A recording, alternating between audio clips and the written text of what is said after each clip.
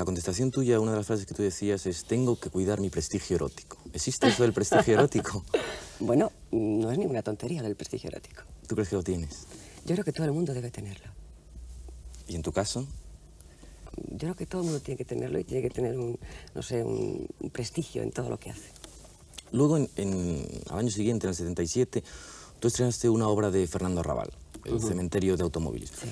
Antes de estrenarla, yo recuerdo que tú tenías muchas esperanzas en ese estreno, que decías que era el Teatro Total, que iba a ser muy bien acogido por el público en Madrid. Y, sin embargo, el estreno fue bastante lamentable, fue un fracaso la obra y se retiró muy pronto de cartel. ¿Tú a qué atribuyes el fracaso del Teatro Arrabal en España?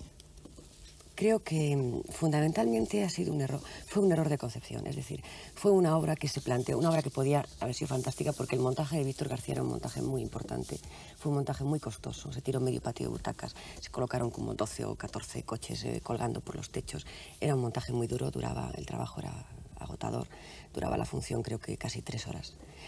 Entonces hubo un mal planteamiento de publicidad, es decir, empezaron a hacer la publicidad basándose en la figura de Arrabal, y la figura de Arrabal era una figura conocida, pero solo a un nivel de élite, pero no a nivel popular. Entonces se obvió la figura de los actores, la figura de la cartelera, había actores muy importantes, estaba Berta Riaza, estaba Norman Brisky, estaba Eusebio Poncela, en fin, había un elenco, y entonces se obvió todo eso para dar paso a un poco de una forma snob, a lo que ellos pensaban que era lo más importante, que era Arrabal en España. Entonces, Arrabal en España era importante siempre y cuando se hiciera un lanzamiento que acercara esa cosa elitista al público. Pero cuando no se hace así, pues entonces fracasa, claro. Pero al menos debía haber sintonizado con todo ese tropel ese público tan ambiguo de la progresía madrileña, ¿no? Y ni siquiera consiguió, yo creo, sintonizar con ese público.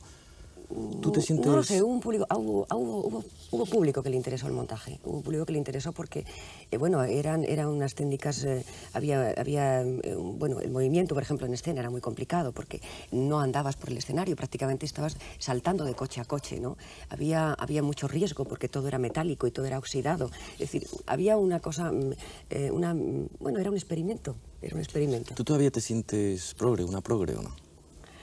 Bueno, yo creo que es que eso es un término que me preocupa porque hay muchos progres que se han convertido en unos posmodernistas, snobs inaguantables.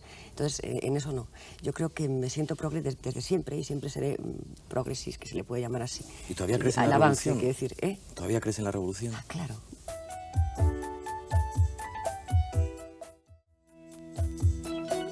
¿Tú sigues de cerca el mundo de la política? Sí. Tú eres una persona que siempre se ha reputado de izquierdas, pero nunca, creo, has militado en ningún partido político. ¿Tú cómo enjuiciarías un poco así, a vuela pluma, los 2 años de gobierno socialista? Bueno, después de 2 años de gobierno socialista, y yo todavía digo que creo en el gobierno socialista. Creo en el gobierno socialista porque hay una cosa que a mí me parece importante, y es que por primera vez en un gobierno en España se quiera basar en algo que es la ética. Por supuesto que esta palabra puede hacer sonreír a mucha gente escépticamente, pero creo que ya la base es importante. Creo que en España hoy en día ya la sociedad sabe que no se puede estafar impunemente, que no se pueden crear empresas en el aire, que no se puede sacar el dinero fuera de España. En fin, hay una serie de coordenadas que están muy bien. Creo que ha tenido una serie de logros, que no ha adoptado un aire triunfalista ante esos logros. Y creo que también es dura la tarea que tienen porque han llegado con una herencia difícil, complicada, están aprendiendo a gobernar desde el propio poder, desde el propio gobierno. Y bueno, y luego tienen el problema de una crisis enorme que no solamente afecta a España, sino que afecta a toda Europa. ¿Y de los errores que han cometido, cuál crees tú que es el más grave? Bueno, yo creo que los más graves, por llamarlos de alguna manera, creo que han sido las intenciones de querer hacer cosas que no, en un momento correspondían más a deseos que a un análisis más riguroso de las cosas, ¿no?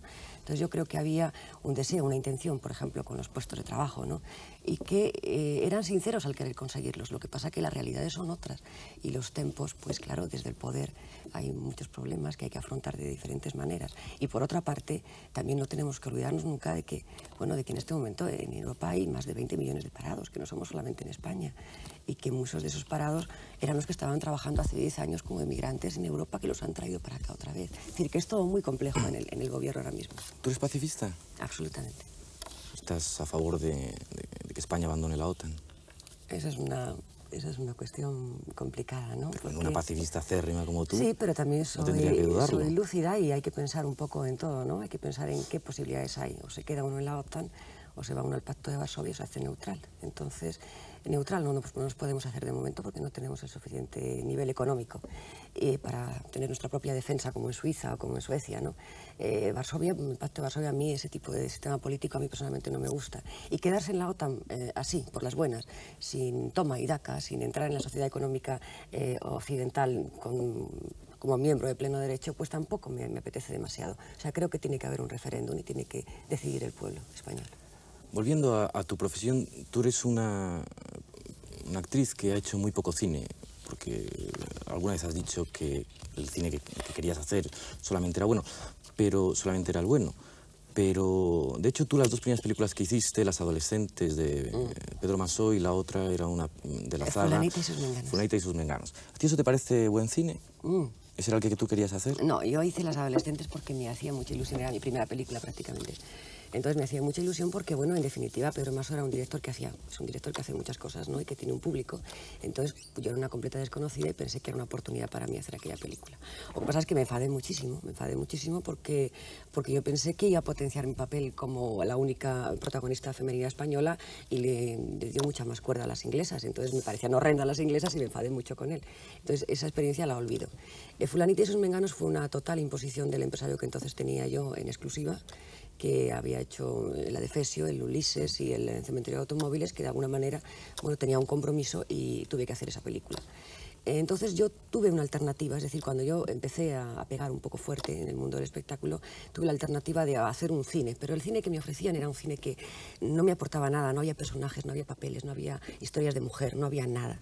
Entonces preferí seguir en el teatro porque el teatro sí me ofrecía personajes, me ofrecía una Altea, o me ofrecía una Dila, me ofrecía Judith, me ofrecía otro tipo de cosas. Entonces, decías que preferías una obra de teatro buena que 20 películas malas. Sí. ¿Sigues pensándolo? Sí, creo que el cine es muy hermoso, me gusta mucho hacerlo. Pero hay que tener un papel y un director que te ame. Si no, es un testimonio para la historia muy negativo, puede ser muy negativo. ¿Y tú crees que hay actrices de teatro y actrices de cine que son diferentes? No, en absoluto. Es lo mismo. O sea, es lo mismo, no solamente es lo mismo, sino que no hay ni un solo actor importante en el mundo, que cuente que no haya empezado en el teatro. Pero a ti el cine sí te gusta como medio. Yo lo amo el cine y la cámara, todo. Tú dijiste una vez, estoy mejor preparada para el cine que para el teatro. Mi imagen da mejor en cine. Muchas veces he pensado que puedo aportar al cine algo nuevo, esa dimensión emocional que falta a nuestras primeras actrices de la pantalla. Falta emoción en el cine.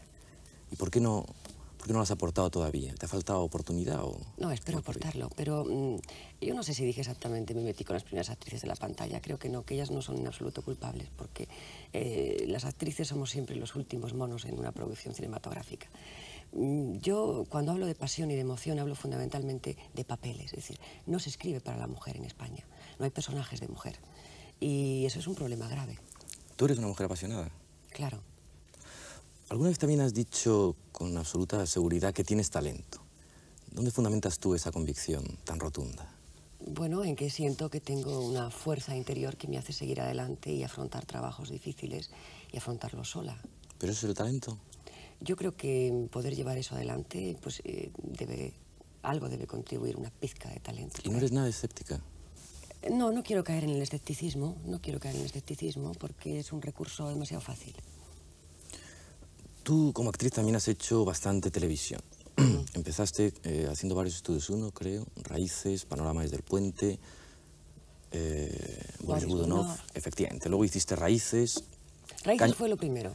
Raíces fue la primera oportunidad en televisión porque era un papel que no era para mí. La actriz se puso enferma y entonces Pedro Amalio López me llamó inmediatamente e hice el papel en 2 días. Y ese fue, digamos, el primer paso, el primer punto de televisión. Luego vino Cañas y Barro de Blasco Ibáñez. Cañas y Barro vino mucho después. Retorno, sí, vino mucho después. Entre Visillos, bueno, un montón de ellas. El Jardín de Venus, últimamente Ninette y un señor de Murcia, de Miura. Sí. Pero para una actriz es un medio muy diferente a la televisión del cine, ¿o no? Yo encuentro que es un medio fantástico, es decir, el vídeo, por lo menos en los inicios míos de mi carrera, yo recuerdo que el poder hacer una escena y después verla en el monitor me venía muy bien porque corregía muchas cosas. Entonces me gustaba hacer vídeo y me gusta hacer vídeo. Otra cosa es que ya, bueno, después hay que venir a televisión y hay que rodar en televisión y hay que hacerlo. Pero ¿en qué medio te mueves tú más a gusto de los tres? Yo me muevo muy a gusto en el teatro porque me gusta mucho el contacto con el público, pero soy tremendamente feliz en el cine por la familia que se forma en el equipo de la película, por la sensación de equipo que hay en una película y porque he iniciado un flair enorme con la cámara últimamente. Incluso has hecho publicidad, ¿no? ¿Qué tal te va en ese medio? Antes yo recuerdo que era un cierto desdoro para cualquier persona hacer publicidad, pero últimamente ya parece que hasta da prestigio, ¿no? No sé, lo que está es generalmente bien pagado, entonces está bien hacer publicidad cuando es bonita y cuando el producto pues, no te molesta. Yo creo que no es ningún desdoro, que está muy bien. ¿Tú has dicho alguna vez que un actor o una actriz de verdad debe volver periódicamente al teatro? ¿Y qué es lo que te hace volver al teatro? ¿Qué es lo que te fascina a ti en el teatro? Bueno, la necesidad de medirme a mí misma como actriz, de medir mi voz, medir mi cuerpo, el control de mis emociones. Todo he seguido 1 hora y media y en contacto directo con un público que a veces de entrada te acoge o de entrada te es hostil. El ganarte ese público, el que ese público ría o que ese público se emocione, para mí es, como actriz, es fantástico, fantástico. ¿Y hay algo que no te guste definitivamente del teatro? Las dos funciones, indudablemente las dos funciones. Creo que los actores tenemos que luchar por conseguir la función única. Tú también has dicho que un actor o una actriz es un ser bastante neurótico y especialmente necesitado de afecto. ¿Por qué? ¿O por qué más que otros? Yo creo que todos somos un poco neuróticos y que todos estamos necesitados de afecto, creo. El actor especialmente, no creo que especialmente el actor. Lo que pasa es que el actor como de repente sale y entra de vidas ajenas, pues tiene un poco más de caos. Pero yo creo que neuróticos estamos absolutamente todos y el que diga lo contrario miente. Tú viajaste en 1979 a América para estudiar en el Instituto de Teatro de Lee Strasberg. ¿Qué te parecieron los Estados Unidos? Fantásticos, fantásticos. Estuve en Nueva York, estuve en Los Ángeles y estuve viviendo también en México. Estuve 3 años fuera de España prácticamente. Y en esos años, bueno, estudié, aprendí inglés, hice películas, hice coproducciones, series B o series C, como quieras, películas no demasiado de empeño intelectual, pero películas, pues comedias, películas de acción, películas que hacía pues de repente una guerrillera o una gángster, hacía cosas muy extrañas utilizando metralletas y cosas de estas, o coches de acción, otro tipo de historia. Aprendí mucho cine y me aportó, bueno, el que pisar y vivir en Nueva York no es ir al Strasberg, quiero decir, sí, se puede ir, se puede aprender algo, ¿no? Se puede aprender, se aprende, de hecho, pero es la vida de la calle y las relaciones con la gente y estar solo allí y abrirte camino solo. ¿Y qué crees tú que hay en Broadway que no haya en España? Además de dinero. Además de dinero. Bueno, creo que hay un apoyo general del público para que los artistas estén contentos, porque saben que si el artista está contento, pues el público se lo va a pasar mucho mejor. Es decir, yo me emociono cuando voy a un teatro en Nueva York o a Londres y veo pues, ese silencio del público, esos aplausos a los actores, esos perdonar los errores, esa especie de condescendencia, ¿no? Y de amor a la persona.